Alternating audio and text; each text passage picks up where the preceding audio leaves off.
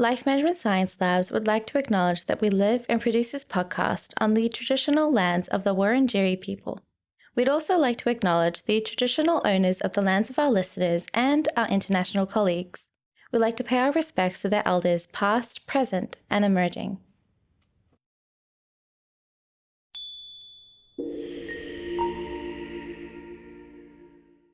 Hey everyone, and welcome to All Together, the Family Science Insights podcast, produced by LMSL, the Life Management Science Labs. We are champions of life management science, providing structured insights informed by science and inspired by practice on key aspects of conscious living. Each week, we bring you scientific and practical insights on each element with the expert knowledge of professionals in the field.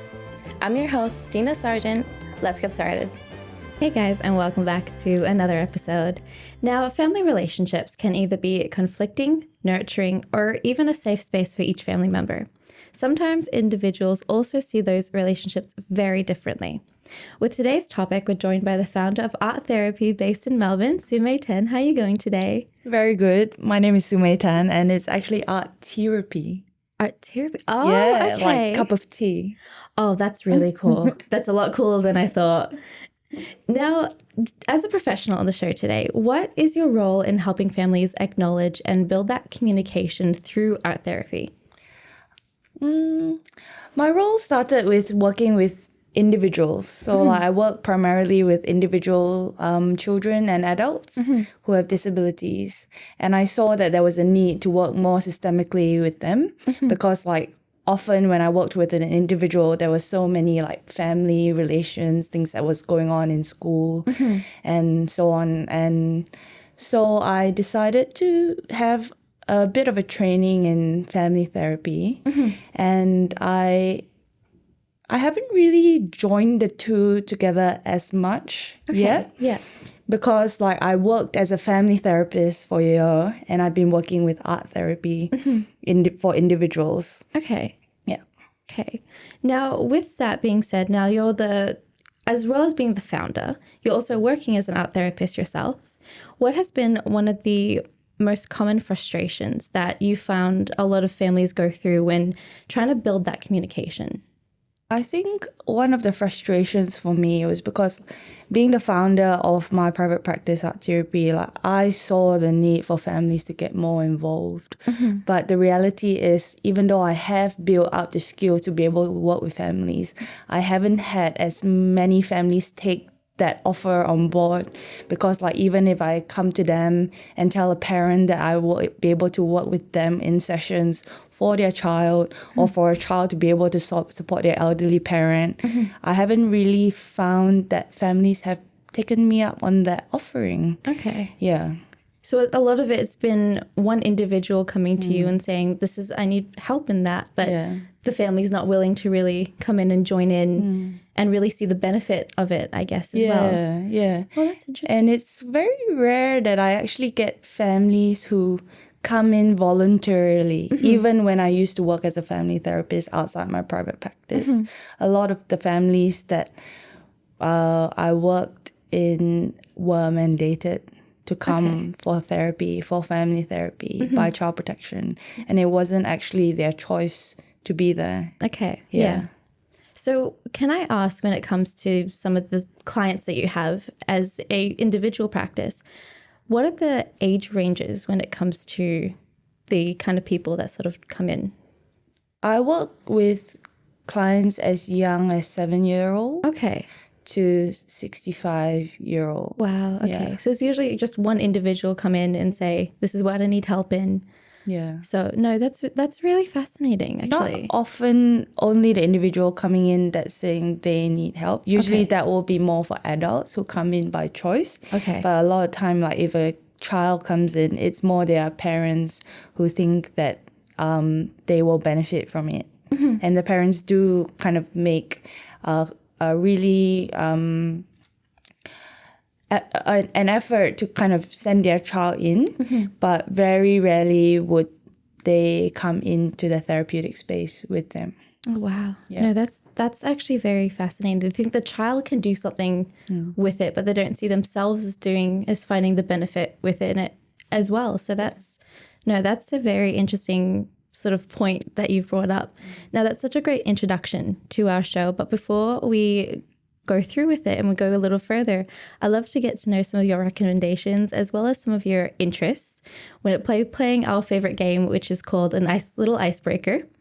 So to start off with, what is the most recent book that you've read? The most recent book that I've read was Mating in Captivity. Okay. Okay, so what's the bio behind that book as well? It's a book by Esther Perel. Okay. And I read it just because I have a lot of interest in kind of couples therapy, even though I don't do it very much. But like it's generally a topic that interests me because for me in a family, it's so important that the couple is aligned, and there's a lot of breakdown in families where that is not a priority. So it was just very interesting to kind of see how the author kind of put it through with their observations of kind of why certain one member of the couple might act a certain way and the other. And especially with my family therapy training, I learned that everything is a system. So it's not like someone is like purposely trying to do something, but a lot of the time it's like what everyone else in that system is doing, and then the person kind of reacts to it. So I could really see that in the book with how she was talking about like how, say, like if you're going to be binary about it, like men and women, but she also talks about like same-sex couples and stuff, how like there's a dominant or less dominant person and the roles that people take in those kind of no, I kind of also see always relationships to me always just reminds me of like the animal kingdom. One is a little bit of a more predator, one is more of a prey, one's just a little bit less dominating than the other. So no, that book sounds very interesting when it comes to looking in depth into how couples really work. Now, to move on, what is the movie that you would recommend to our viewers today? I don't know. To be honest, like I'm not someone that consumes a lot of culture, which is quite strange in our day and age. Because like if you put me in a table, especially like TV and movies, I don't find myself occupying myself that much with that. Okay. But the one that I watched recently was the Michelle Yeoh. I'm from Malaysia, and Michelle Yeoh is one of our pride and joys of becoming like a very well-renowned actor. And it was that like Everything Everywhere All at Once. Oh yes, I think that was the name of the movie, and I did actually go to the cinema to watch that. Oh wow! And it was a very interesting movie, because it was like all Asian cast as well. Yeah. And for them to kind of put out such like broad-minded and innovative movie like that was just very, very inspiring to see. Yeah. No, I think my whole family and we cried when Michelle Yeoh won some of the awards. It was amazing because my mum is from Malaysia as well. Is she? Yeah. Oh, which part? Klang? Yeah. So when we were, the whole family of all of us were just watching the awards, and we were like, she won, she actually won. Yeah. The fact that it's taken her this long to win something was also what really made us cry as well. Like she put in so much effort with everything that she's done, and this is the movie that gets her the most credit. Yeah. So no, that movie was amazing. I think because it was an all Asian cast as well. I think that's really what set it apart from everything else. So yeah, I can definitely see how that's a movie that we would recommend today. And I do recommend anyone seeing it, because I think it's such it's such an amazing movie that sort of fits in the day and age that we're going into as well, when it comes to how social media works, how life really works, and how we see life in like a multi-dimensional sense. So, and family as well. It was so much about like family dynamics and like I think I related a bit to that teenager. And all that. I think all teenagers, like all of us as teenagers, we all did. Yeah. We all related to how that, in any sense, we related to how she felt throughout the whole film. But I also somehow related to the mum in such a big definitely. way. So yeah, it's a movie that I'm glad that you recommended for us to see. Now, going into podcasts, what is a podcast that has really stood out to you? Again, I have to admit that I don't actually listen to that many podcasts. Okay. But two that I have come across, and I can't say that I know it very well. I haven't like listened to all the episodes or anything like that. But the two that stood out to me were, one is the Fat Moon podcast, which is about is an art therapist who interviews lots of different art therapists, not just in Australia but around the world as well. Okay. To give a real awareness and idea of what art therapy is. Yeah. The Fat Moon podcast. Okay. And another one that I kind of briefly listened to was the Third Culture Therapy. Okay. Yeah, because I identify as being a third culture kid, lived in like many different countries and being absorbing lots of different cultures, not just the one that I was born to. And that is a podcast that kind of really highlights that. As third culture therapy. Okay, well those are two that really, I think the Fat Moon one is really interesting, but I also think the third, what was the second one called again? Third Culture Therapy. Third Culture Therapy. I think that one is such a amazing, I think because me growing up, I've traveled everywhere, growing up traveling everywhere. I don't identify as as Australian. I don't identify as Malaysian, nor do I identify as New Zealander. So it's like three completely different things. So I think that's something that I'm really going to look up and listen to a bit, because I feel like that would relate to me a whole lot. Now, do you have a person that you find yourself looking up to? I do. I think when you mentioned it, it was meant to be. Was it someone famous or just anyone? It doesn't have to be someone famous. Okay. It can be, but a lot of our guests that I've had previously find themselves relating to someone who's not really famous. So it can be up to you how you interpret it. That. Oh, I think for me it would not be a celebrity, but like for me, I really look up to my father, and I gain a lot of his values in life and the way he relates to people, and he got that from his father. So like indirectly also my grandfather. So my father and my grandfather were both quite significant people in the community in Malaysia. They fought a lot for social justice and did a lot for lots of marginalized communities in Malaysia. Yeah. So I kind of gained that kind of same value because it was celebrated in my family. Yeah. It's weird because like in lots of Malaysian Chinese families, wealth is celebrated. So like it's about like getting rich or fame or whatever. But somehow in my family, that is not the thing that was celebrated. Yeah. The thing that was celebrated which was passed on from my dad, was actually to do things in the community and like give something back. Yeah. So I learned a lot from him, and even though he was very busy, he had lots of responsibilities in the community and a lot of people relied on him.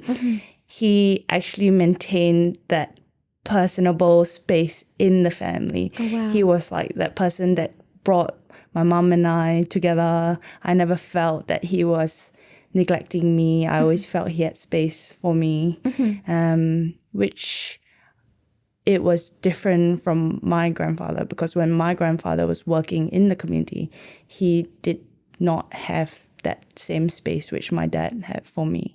In the family.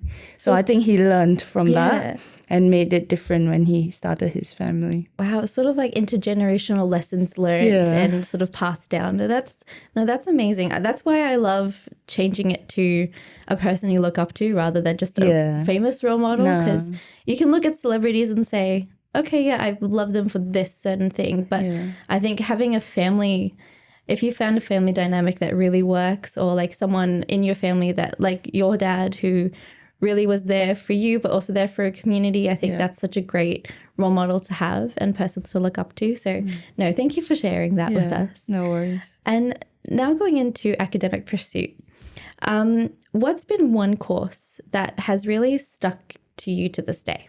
I think it was the Masters of Art Therapy that I did. Okay. And I did that. That was my third degree when I came to Australia. And I moved countries specifically to follow my dream to become an art therapist. Because when I heard about art therapy, which was quite late in life, it just felt that that was something that I had already been doing for myself for my whole life. And prior to that, I had kind of put my hands in lots of different buckets, trying lots of different things. And that was exciting, going around the world, trying different things. But when I came to Melbourne and I went to La Trobe to study art therapy as a master's course, that was something that finally I started building something. And then from then on, after I did that, I started my private practice while working full-time for 5 years. And after I did that, I still pursued other courses as well. I went on to do honors in social practice, and then I started doing family therapy. But then I would say my core is art therapy, because when I did that, it's kind of like everything that I had been doing finally started coming together. Wow. Yeah.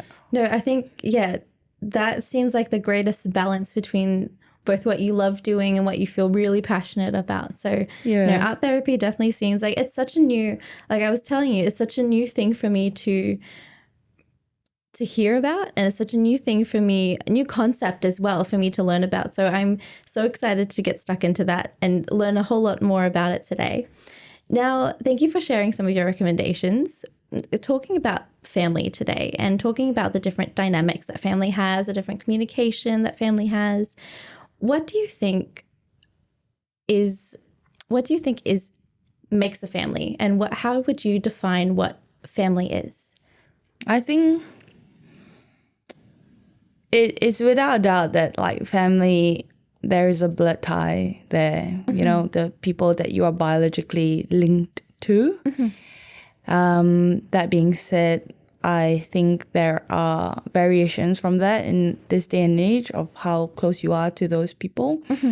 But in my family and in my culture, that kind of blood tie is very strong. And even though my family have moved away from like the traditional Chinese culture of like ancestral worship and that kind of thing, because most in Chinese families, they used to like, you know, pay respects to the elders and like respect and worship the ancestors.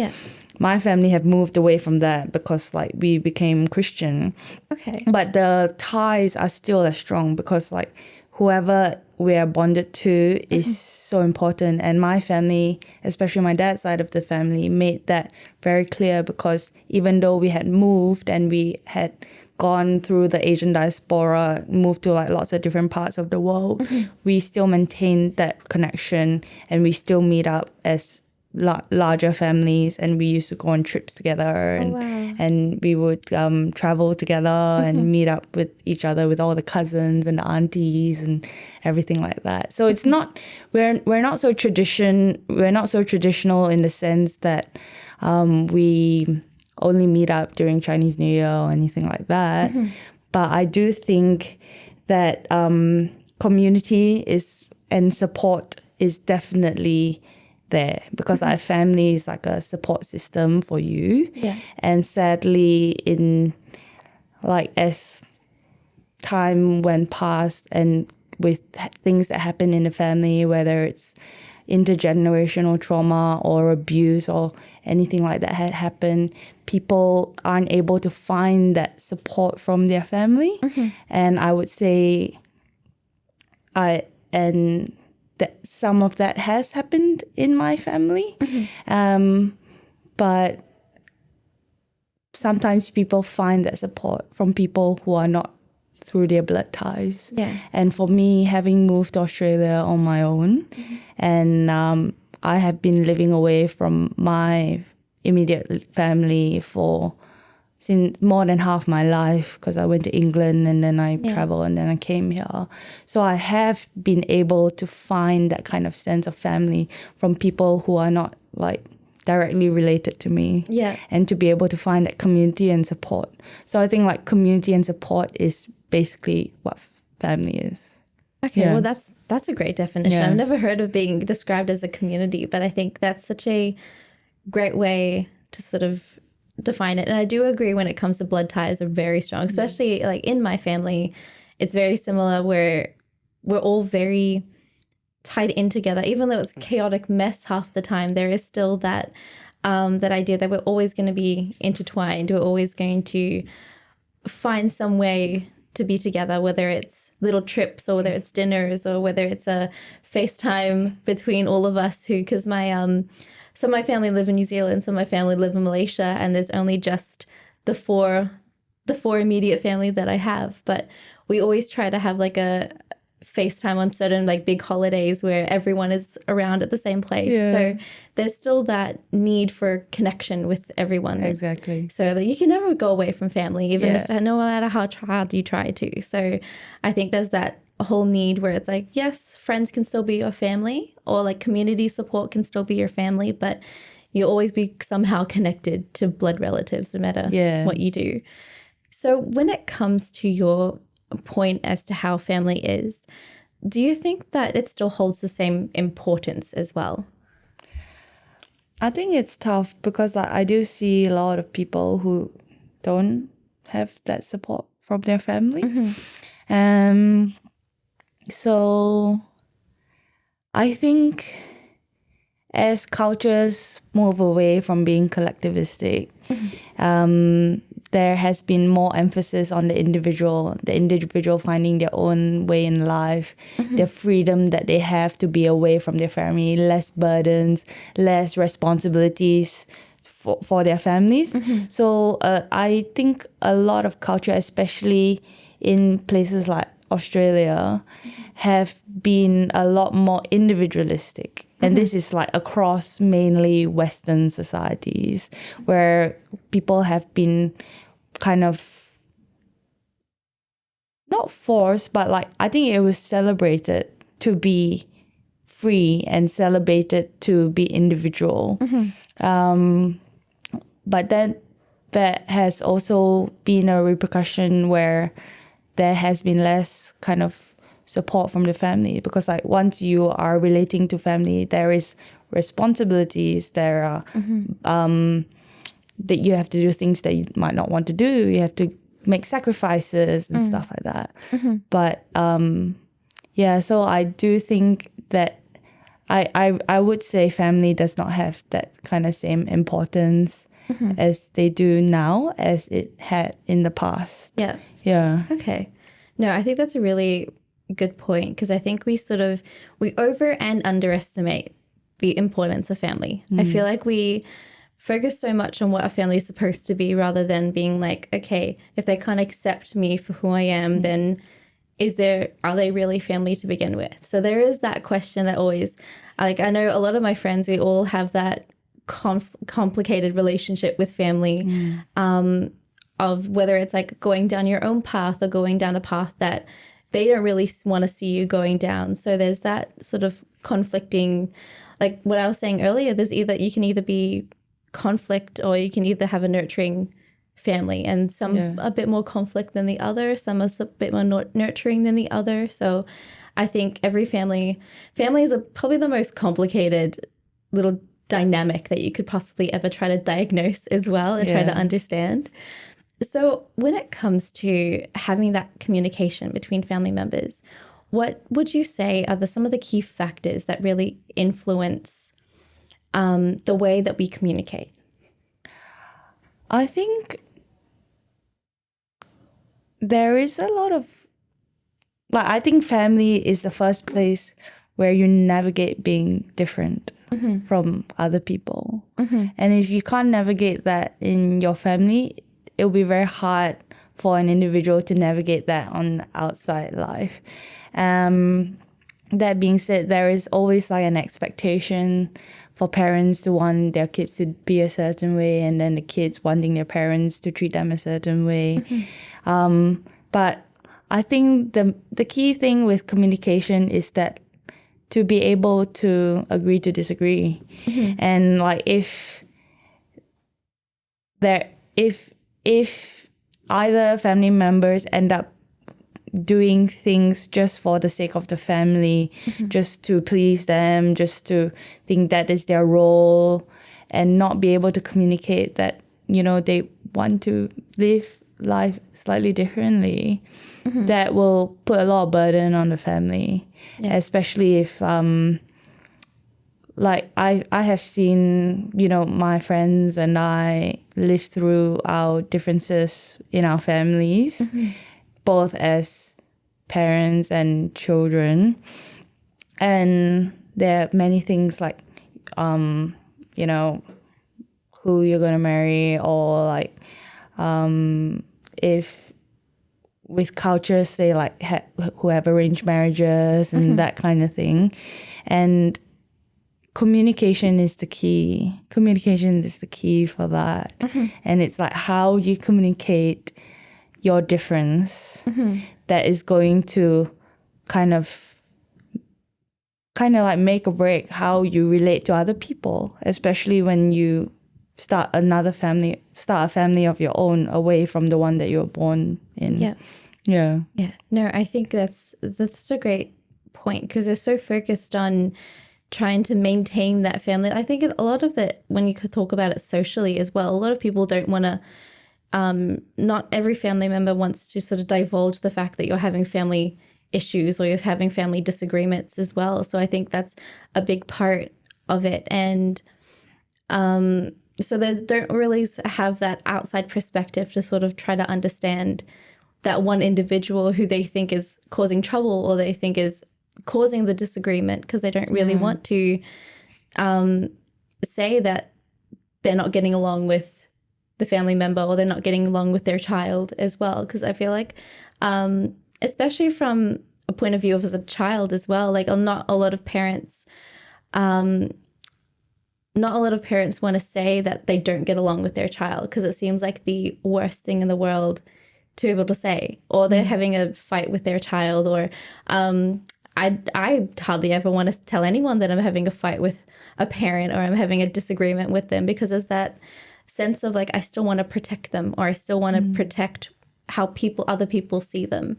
So you don't want to sort of ruin, which means that no one communicates, no one talks about, no one even acknowledges the fact that there is an issue or there is trouble. Because I think, especially in my household, and I think it's a lot of Asian cultures from a lot of my friends as well, is that we push things under the rug very easily.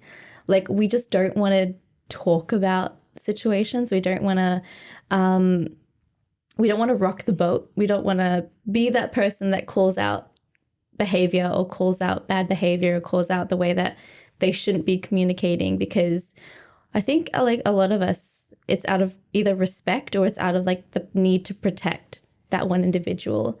So yeah, I've found like I said, family relationships are really difficult in trying to like be honest, but also wanting to protect them.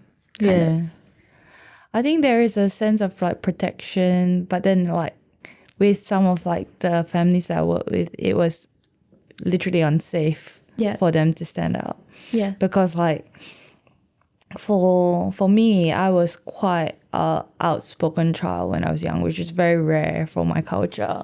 And I just kind of like was I wasn't afraid to rock the boat. And a lot of the time that caused a lot of fireworks in my family. But later on, like for me now as an adult, I have the best relation with my parents because like I wasn't ashamed to show them like who the real person I am. And I went for like everything that I wanted for. I kind of like made them realize like this was exactly what I wanted, even though for years they didn't understand it. Even from the career that I've chosen, from the partner that I've chosen and everything like that. It's just like so out of the blue for them to like think that I would be in this situation. Yeah.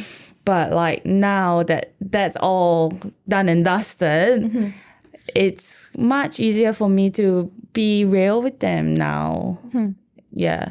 And I know some people who weren't able to be that way with their family. And it's kind of really kind of took a toll on them to like keep on living like that throughout their life, through them starting a new family and everything like that. It's kind of like taken a real toll of them. Yeah. Because they weren't able to speak up. But I do acknowledge that sometimes it is unsafe for some family members to be themselves in that situation. No, I think that's a big thing. And like from my perspective, I have a younger sister who had no shame in pretty much exactly how you were, just sort of like they said what they said and they just had to deal with the consequences of it. Or my parents had to deal with the consequences of it. She was just very honest. I, however, was pretty much like everyone else, being absolutely quiet, did not want to say anything that could possibly hurt another member, did not want to say anything that could be seen as disrespectful, wasn't honest with how I felt, sort of put everyone's needs above how I felt. And it was now that I'm older, there is that sense of I'm still doing that as an adult to my parents, where I'm saying the best things. I'm not saying what's really going on. I'm saying, oh yeah, I'm fine, as a sort of protective mechanism, making sure that they're all okay rather than I'm okay. And as I'm getting older, that relationship with my family is it's not strained, but it's very artificial. It's very planted. Yeah. Like everything I tell them is very planted. It's making sure that my sister is okay. If my sister is causing a fight with them at the moment, then I'm like the mediator between the two. So it's kind of like that relationship is me just still being the defender of the family, still being the one that making sure that mom is talking to my sister's talking to my mom, my dad's talking to both of them. So it's great as you get older. No, I'm kidding. But it's also very true to how you sort of divulge what family communication is, how important family communication is, and being honest. So when it comes to art therapy, what role does that play in sort of building that communication, building that strength in maybe one individual being a little bit more spoken and a little bit more heard out than other family members? Yeah. I think art therapy, usually when a family comes to me for art therapy, it is for various reasons. Because like I do see people with diagnosed disabilities, and a lot of time if the family is sending them there, they identify that is the person that needs to do the work. Yeah. Whereas like if I foresee like if in the small amounts of family therapy that I've done in art therapy, it would be a more level playing field, because art therapy as a modality is very non-hierarchical. It is more about like people communicating, and it's not like a solution fixing kind of therapy. Art therapy is not the kind of therapy where it'll be like, okay, what's your problem? Okay, we're gonna fix it, But art therapy is more about like expression and playfulness and curiosity and doing that. And like to be able to do that in a family setting, it takes the pressure off that individual that was sent there specifically for themselves. Like if the family is doing it, it's more about how they are communicating with each other. And with art therapy, there is also the element of non-verbal communication where people don't need to talk. Because sometimes I'm sure so many people, and you might also know this, that like if you just end up talking about the problem, talking about what's going on, it just goes around in circles and it just gets more and more frustrating. And we call that being in your head because you're like constantly talking.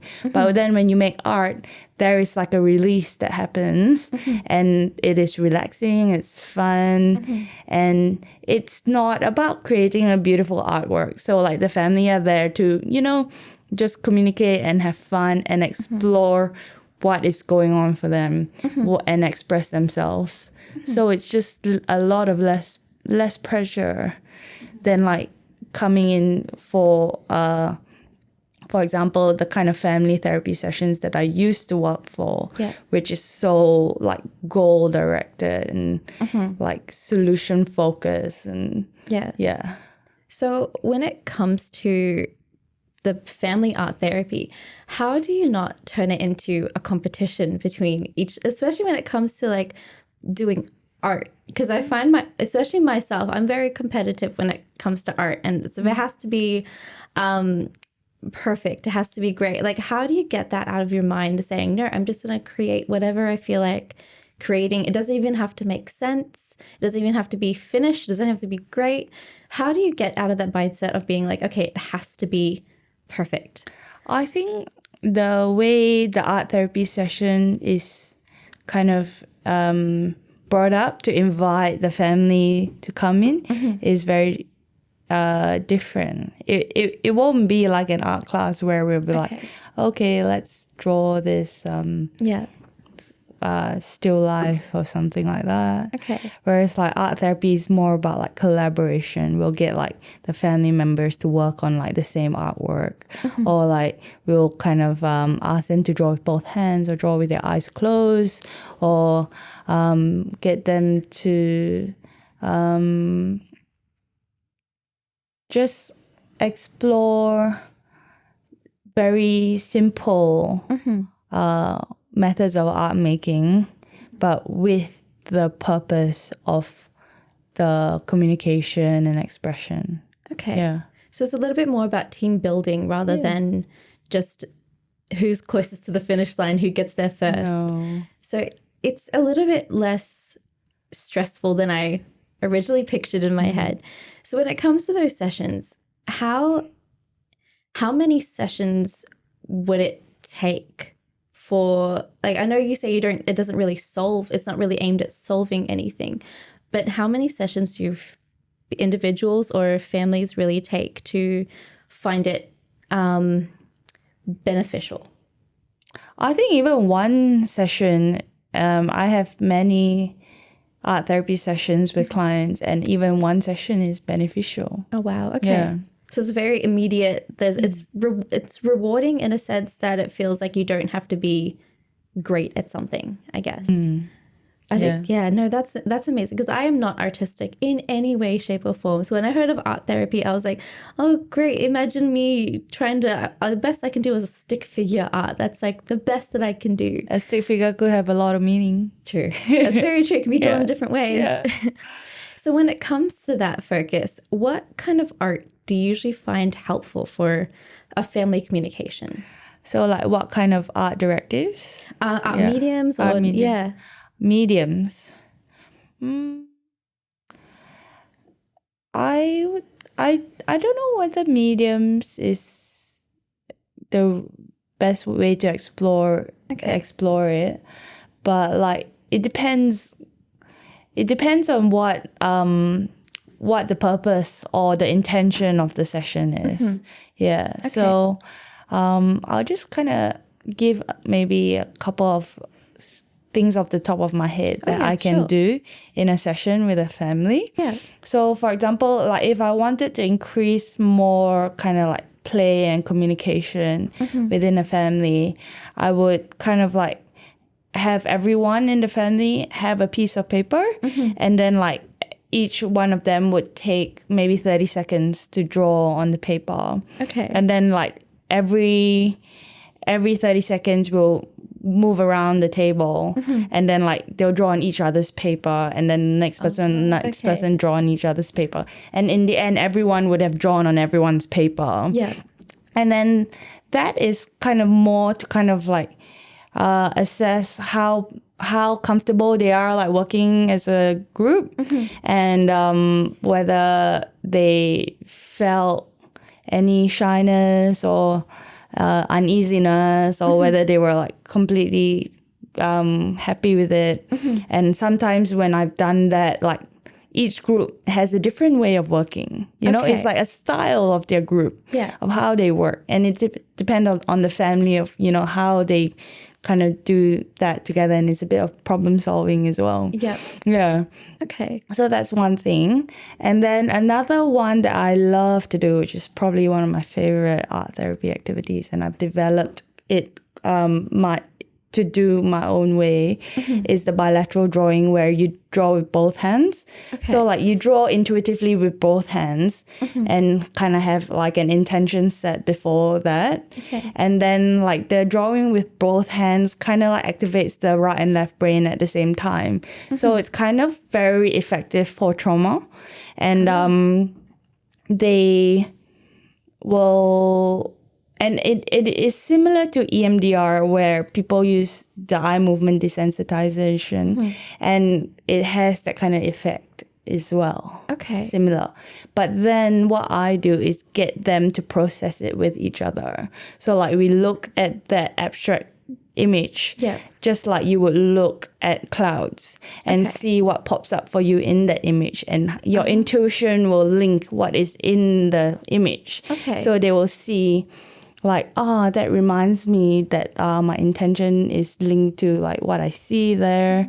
And then I get them to do it in 4 angles. So like we'll put it like one angle there and one angle there and one angle there and one angle there. And usually there's like a journey that comes when you move it like all the different 360 degrees for them to see what the image speaks to them about. So that is also a very powerful art therapy invitation for family. Not just for family, but anyone, any group. Oh wow, no, that's so that is supposed to build a lot of communication and just sort of like understanding each other a little bit more. That one is communication with each other, but also it's communication with your old self, because it's what your intuition reminds you about. So the first one where it gets like drawing each other's paper, is that a little bit more about sort of building trust between? See, I'm starting to get it. It's very interesting, because I've never, like I said, I've never heard it. I've probably said that so many times on the show already.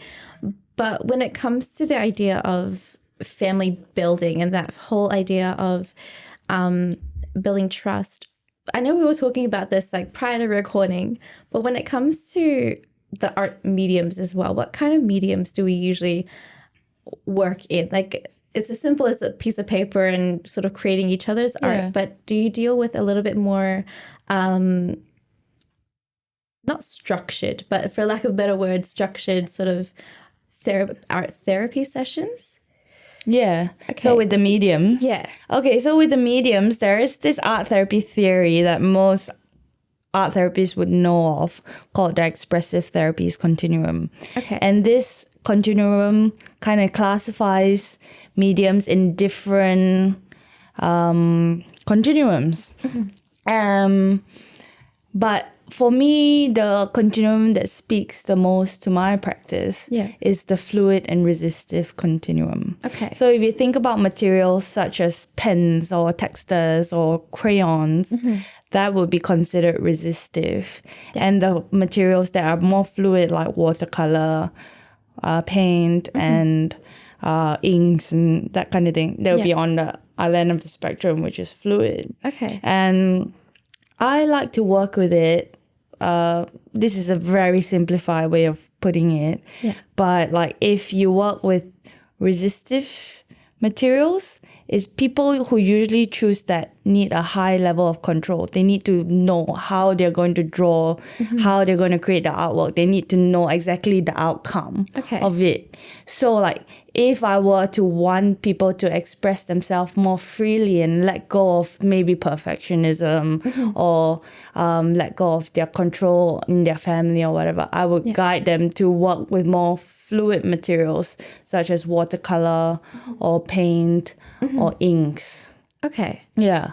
But then if someone was going through like kind of challenges in focusing, challenges in kind of scheduling their time management or that kind of thing, a bit more chaotic, then I would guide them to work more with more resistive materials. Okay. Yeah. So how do you go ahead and assess the individuals or even the families that what sort of technique would work best for them? Is there a process beforehand that you sort of observe them a little bit more, or do they tell you what they find trouble dealing in? I usually have a form that they fill out as to like what they are, what is going on for them in their life. Yeah. And then to inquire what they're hoping from the session, if they have any diagnosis, that kind of give me an understanding of what they're going through. Okay. Then when I come into the session, I might give them like a selection of materials to work with. You know, I might use like one of like the founders of Art Tearapy called Edith Kramer. Okay. She had this assessment, which is giving people like 3 different materials and see what they like to work with, like clay or ink, or I can't remember what it's just 3 different materials. Okay. And then see what they are drawn to. And this is especially for kids to work with. Yeah. Yeah. Okay. But then like for me, after I've kind of like assessed how they're going through, if they're able to verbalize it, to verbalize what their challenges are in life and stuff, then I'll just ask them to pick what material that they are drawn to. Yeah. Yeah. And then I'll see how that links to my kind of analysis of what's going on and stuff. Okay. Yeah. So that seems to be sort of just like, so for example, if you have clay, ink, and maybe paper, if they sort of drawn to the clay, does that sort of mean something else? Like the meaning behind each of the choices are very specific, or like is it sort of connected to what our brain is wanting to get out of it, for example? Or is it just sort of like what we pick is somehow what we want to be using? I would say no hard and fast rule for that. Okay. Especially not. Yeah. Like we don't kind of interpret artworks, and we don't kind of interpret what is going on for the client. So like even if someone has picked like a pen or something like that, I wouldn't just assume that they are not a free person or anything like that. But like I think art therapy is more of like a journeying together with someone. Yeah. Because like I don't have all the answers for them. Okay. And I don't tell them that I know how to fix all their problems, you know? I'm just journeying with them, and the relationship that we have as a therapist and a client creates a space for them to realize what they need themselves. So it's a very bottom-up approach because like I'm not giving them like advice. I'm not giving them strategies or anything like that on how to improve their life. Yeah. But then it's more of like a process for them to open up their own intuition, for them to be able to understand what needs to be done for themselves. Okay. And that is the same when we talk about artwork, especially processing artwork. I said before that the art therapist, most people will ask me as an art therapist, do you interpret people's artwork? And my straightforward answer is no, I do not. I do not interpret people's artwork because people can be painting with the color red. Red can be passion, red can be anger, red can be love, red can be anything. So like, how am I supposed to like interpret someone's artwork just based on like what they have done? Yeah. But what I can do is provide a space for communication, for us to communicate, for them to realize themselves Oh, okay. what it means to them. So they just sort of, they are the ones that interpret their own artwork Yes. rather than you do it Yes. themselves. So it's sort of like a self-realization technique, but you're just there as the person that sort of gives them the opportunity to realize it themselves. Yeah. Oh, okay. Now Yeah. that makes a lot of sense. Yeah. Now, going into some of our strategies, some of the strategies that parents can adopt, what are some that you would recommend families use that they can try to get their family in each individual to sort of communicate through art? It depends. I don't really know how to answer that because Okay. it depends on what the family is going through. Okay.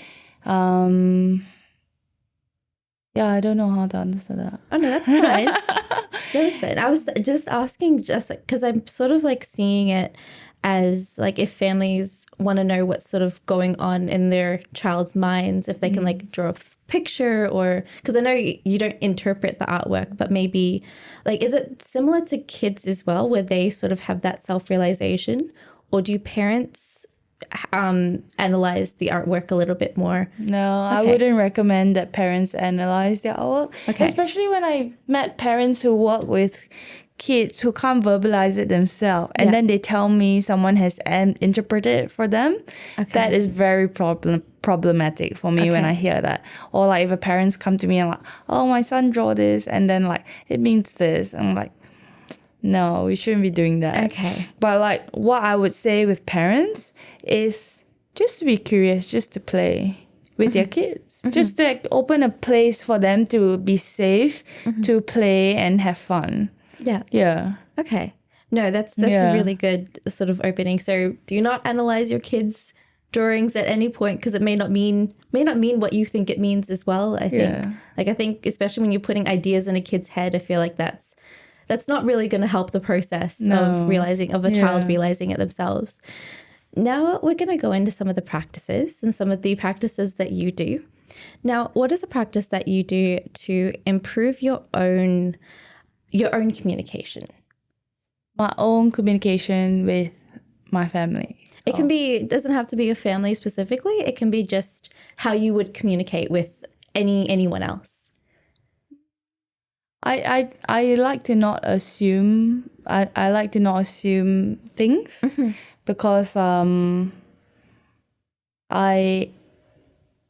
work with people from like lots of different backgrounds, and I'm friends and I have family from like lots of different backgrounds. Yeah. So many times things work different ways in many cultures and groups and individuals. So I try not to just be too judgmental. Okay. And even if like we disagree on something, like I don't take it to heart.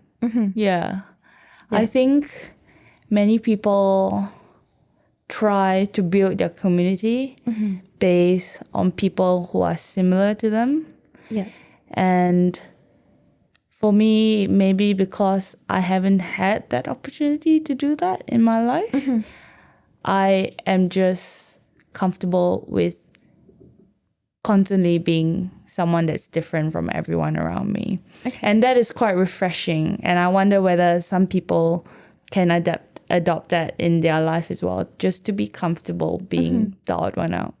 Yeah. No, I think we sort of give a bad name to a lot of people who say that they're the black sheep or they're different from everyone else. And no, I think that's a great practice, I think, to sort of just be less judgmental and not really assume so much about other people, and two, just be okay with how, if you feel like you're the odd one out, be okay with that and not try to be the person that sort of fits in a category. I think like so many people try to fit in a category, and I think a lot of this society is very systematic when it comes to trying to categorize a person. So I think it is very refreshing when you're not. I think that act of not trying to fit in opens a lot of doors for people to just welcome you.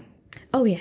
Yeah. Yeah. I feel, and I think I will say that Melbourne is probably the greatest place to be able to be that way. That's why I love Melbourne. And feel that way.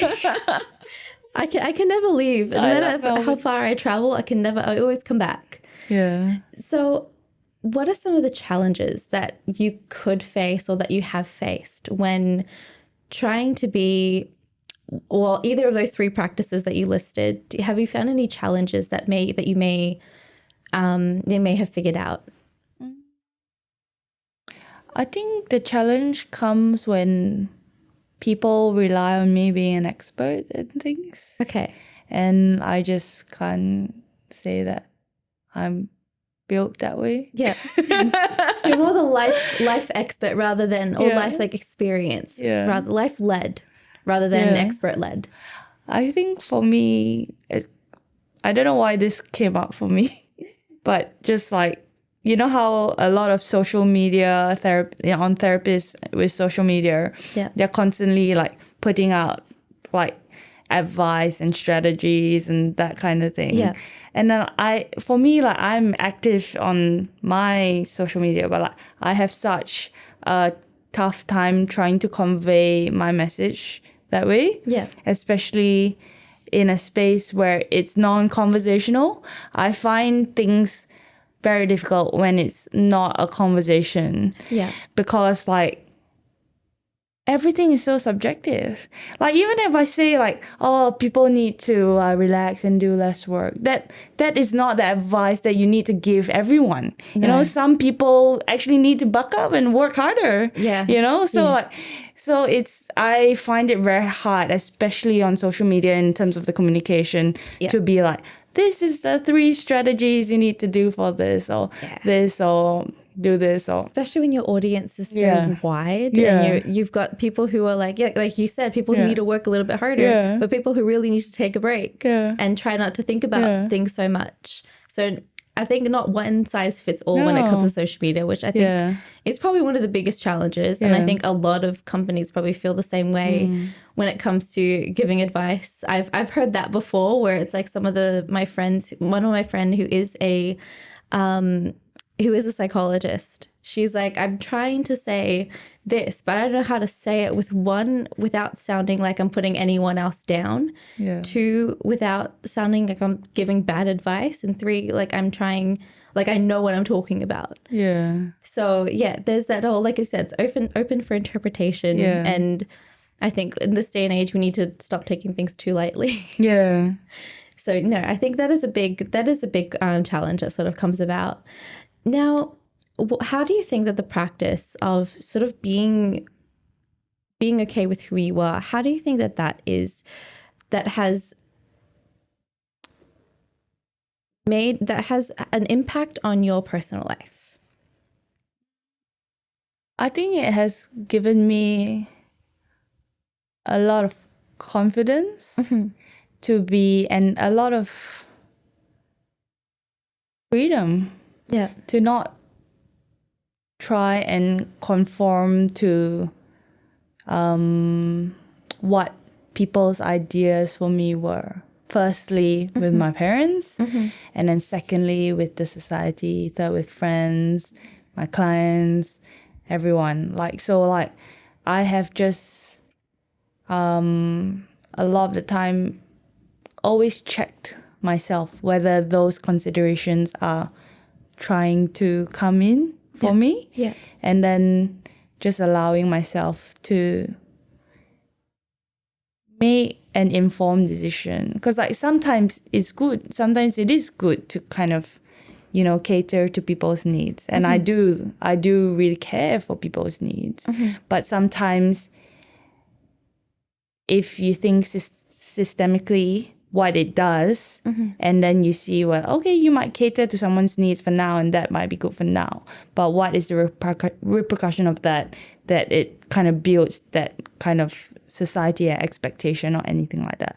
Whether it comes with parents, your kids, or clients, or work, or anything like that. Okay. No, I think that's such a great way that you've described it as well. So when it comes to the open mic, which is our very last section of the show, this gives you a chance to talk about anything that you are passionate about, or anything that you feel needs to get a little bit more attention, something that you want to promote a little bit more. So in the last minute or so, I'd love to give you the floor and sort of share what's on your mind today. Yeah. I think one thing that I did when I was preparing for this was the last thing I wanted to say in terms of communication, which has brought me kind of a lot of peace with my relationships with my family, clients, partner, and everything, was to be able to say sorry. And to be even able to say sorry when you're not wrong or when you're not completely wrong. And that has granted me a lot of peace in my relationships because I realize that the polarity in life, no one is completely right, no one is completely wrong, no one is to blame and no one is not to blame as well. So like it's to be able to just navigate being able to say sorry to your children, to your partner, to your spouse, to your parents. Yeah. Even when you know there's part of you that is like so right and you're the one that needs to be said sorry to. Yep. Yeah. No, that's a big one. Yeah. No, that's a big one. And I think that's such a, that's one that cuts down a lot of people's ego. Yeah. And that's either combating with your ego or your pride so much, the fact that you can't say and admit. And it is the hardest thing to say sorry when you know that you're in the right, when you know that you're right, when you know that they're wrong, when you feel like what they're doing is wrong, what they're saying is wrong. Saying sorry is one of the hardest things. But it's one of the things I feel like you learn when you're older. Not one of the things you learn as a teenager or as a child. That it's not something that you hear about its importance or learn about how impactful it is until you're older. And I had to go through a lot of my teenage years not really seeing the impact of saying sorry and of apologizing for a lot of, and for just even acknowledging the fact that you were wrong or acknowledging the fact that they were correct. I've learned that pretty later on in life. So yeah, that is a great message. But parents have a big role to model that as well. Yes. Yeah. Yes. No, that is great. It's a great way to end the show, saying parents, kids, say sorry to each other more. And I think that's so great to hear. So thank you so much for joining me on the show today. If there's a way that any audience members would like to get in contact with you, do you have a contact that I can give out to our audience? Sure. You can contact me via my website. We have studios in Hawthorne and Footscray now. Oh, wow. And just contact me via the website or Instagram, art.tearapy, Tearapy. Yeah, no, that's a really cool name. You always remember it as well. It's such an easy way to remember. Oh, thank you so much for joining me. Yeah. And thank you guys so much for listening, and hope you guys learned as much as I did, especially about art therapy, and definitely go and check it out a little bit more and get more information about it because I think it's very worthwhile. So I'll see you all in the next episode. Bye. You've been listening to AThR, the Family Science Insights podcast, produced by the Family Science Labs, a division of LMSL, the Life Management Science Labs. More episodes are available from 10 life management perspectives and can be found by searching LMSL on Apple Podcasts, Google Podcasts, Spotify, and other podcasting apps available on your devices. If you enjoyed this episode, please consider rating our show, sharing it, and subscribing to our channel, as it helps other people find it so that we can grow and bring you more quality resources. More of our work can be found on our website at fa.lmsl.net, where you can join our movement. I'm Dina Sargeant. Thanks for tuning in.